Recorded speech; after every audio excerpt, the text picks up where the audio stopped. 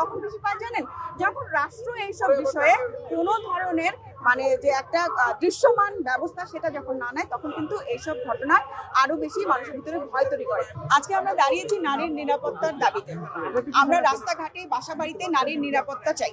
আমরা নিরাপদে কাজ করতে চাই, আমরা বাসায় ঢুকে থাকতে চাই না। কেউ আমাদেরকে আরাম করে বলবে যে আপনি বাসায় থাকেন, আপনার নিরাপত্তার তো সমস্যা নেই। আমরা সেটা চাই না, আমরা কাজ করতে চাই এবং আমাদের কাজের পরিবেশ নিরাপদ করতে হবে। আমার রাস্তাঘাটে সবকিছু চলাচল বিঘ্নিত না হয় সেই পরিবেশ তৈরি করতে হবে। এখন কি সমস্যা?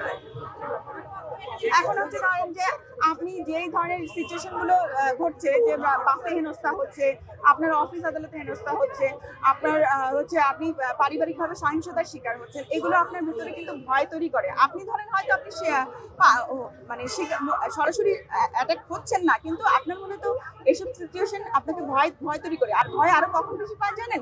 যখন রাষ্ট্র এইসব বিষয়ে কোনো ধরনের মানে যে একটা দৃশ্যমান ব্যবস্থা সেটা যখন না নেয়, তখন কিন্তু এইসব ঘটনা আরো বেশি মানুষের ভিতরে ভয় তৈরি করে।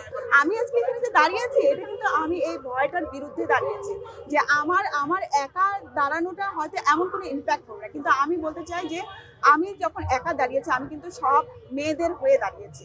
এখানে আমার একার কোনো শক্তি নাই, আমি সব মেয়ে যারা আজকে ওই বাসে যে মেয়েটা প্রতিবাদ করেছে ওই লোকের বিরুদ্ধে, যে তার বিরুদ্ধে তাকে হেনস্থা করেছে, সেই শক্তিটাও কিন্তু আমার মধ্যে আছে। সেই জায়গা থেকে আমি এখানে দাঁড়িয়েছি।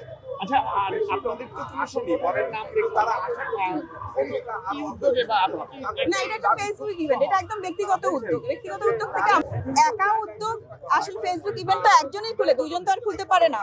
হ্যাঁ, কিন্তু এই ইভেন্টটা আমি সবার জন্যই খুলেছি। এটা হচ্ছে একজন মেয়ে, যার কোনো সংগঠন নেই, প্ল্যাটফর্ম নেই, কিন্তু সে বলতে চায়, সে করতে চায়, সে জানাতে চায় যে সে ক্ষুব্ধ, সে সংক্ষুব্ধ, তার সমস্যা হচ্ছে। আমি সেই মেয়েদের জন্য দাঁড়াইছি।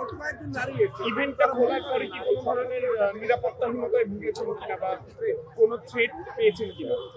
না, আমাকে কেন থ্রেট দিবে? আমি কি অন্যায় করেছি?